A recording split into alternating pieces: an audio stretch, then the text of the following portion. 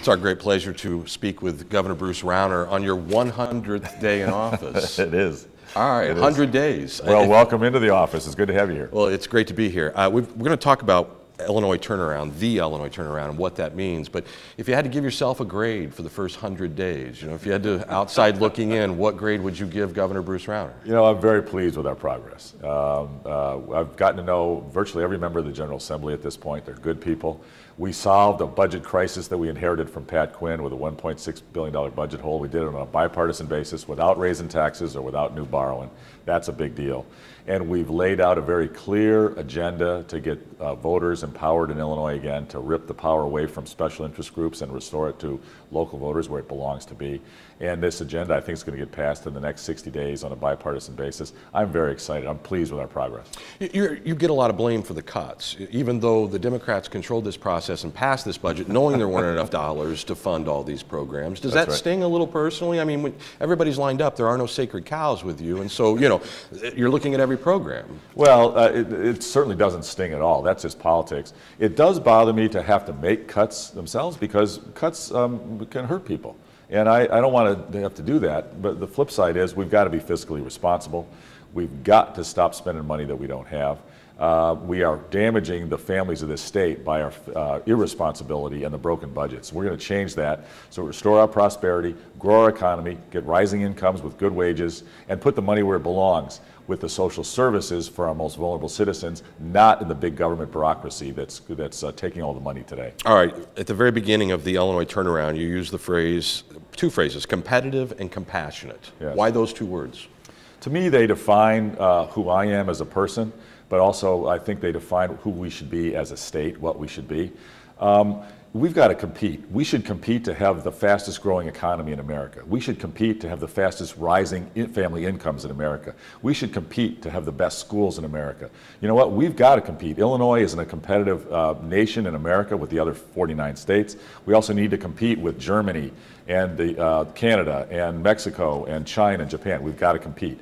If we don't compete, we won't have the resources to be compassionate. I personally believe that, the good Lord didn't make us Democrats or Republicans. He put us on earth to do His work, to help each other and make the world a better place. And I believe we can judge ourselves as a society and as a state by how well we take care of those among us who are vulnerable, who are disadvantaged, who are discriminated against, or who need our help, are disabled. We should help them.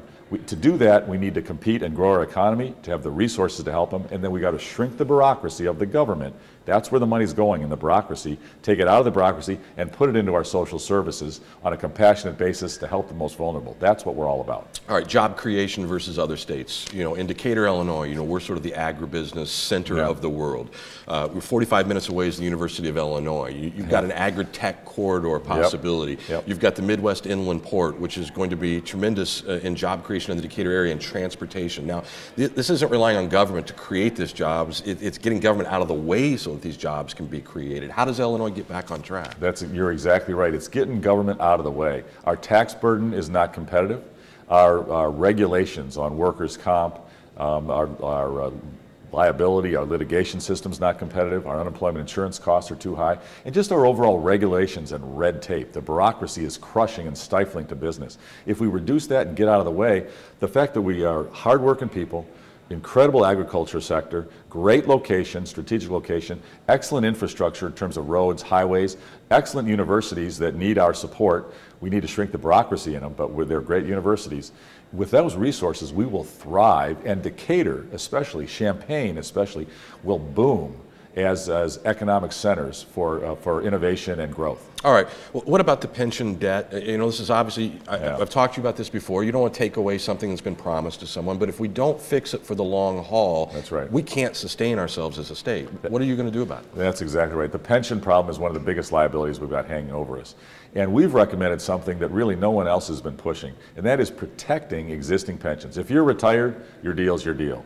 If you've paid in and accrued a benefit, your deal's your deal. However, we should protect that protect them where they are, but for the future work, for current employees as well as new employees, we should create a second pension plan that's more flexible and more affordable. That can save us billions of dollars in the first year, and that way we can have more money to go into our social services and to grow our economy. And it's not just the pension. We have a gigantic unpaid bill debt. You've got small businesses out there, people who own pharmacies, you know, they're waiting for payment from the state of Illinois. Yes, we've had a state that's been financially mismanaged for years. And the reality is we have billions, over $6 billion of unpaid bills, and our voters, our taxpayers, the working families of this state are paying 12% interest on a lot of those bills, 9% interest on a lot of those bills. Ridiculous interest rates that we shouldn't be paying. We've got to get those bills paid off, not do that unpaid bill thing anymore, and again, have the money back to our social services. All right, education is one of your passions. You were heavily involved in Chicago. That's how you developed a relationship with Mayor Emanuel. How do you get more funding into the classrooms, K through 12? Yes, exactly. So we've been cutting school funding in Illinois for years. It's a travesty, and today Illinois is dead last. We're 50 out of 50 of the states for state support for education. That's wrong. We should increase state support. It should go to all school districts, but we should especially focus on the lower income and the smaller school districts that haven't been getting their fair share. Put more money in those districts so they can have excellent teachers, excellent technology in the classroom.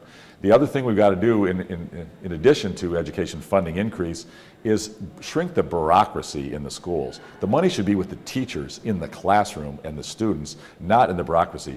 Administrators, junior administrators, vice presidents, bureaucrats who, you know, some of those are important, but we have far too many in Illinois. We have 800 school districts in Illinois, far too many. Each one has a superintendent, each one has a board of... Pensions, high pay, patronage. Shrink the bureaucracy, put the money with the teachers in the classroom, and support our lower income districts, and we'll have better schools. Business owners that I talk to tell me that workers' comp is one of the biggest reasons why they have a hard time growing their business in Illinois. Yes. And if you look at the cost in neighboring states, it's hard to argue against that. Yes, exactly. Workers' comp is the #1 regulatory burden that I hear from businesses that's got to change in Illinois.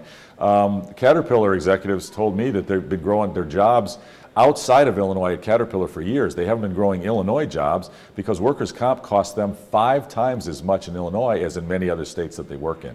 We've got to make workers' comp competitive in Illinois if we're going to grow our economy. When a business owner in Chicago looks to you and says, I can move my business a half hour away and save several million dollars a year, I mean, it's easy for other people to spend that money for him. But as a business owner, if you want to spend that money on creating jobs, or do you want him to move to Indiana and employ people there? No, that's right. The tragedy is Illinois has been bleeding jobs, especially from our manufacturing base, for years. Businesses have been moving to Indiana, Wisconsin, Iowa. They're all gone right to work. They all have more favorable regulatory climates.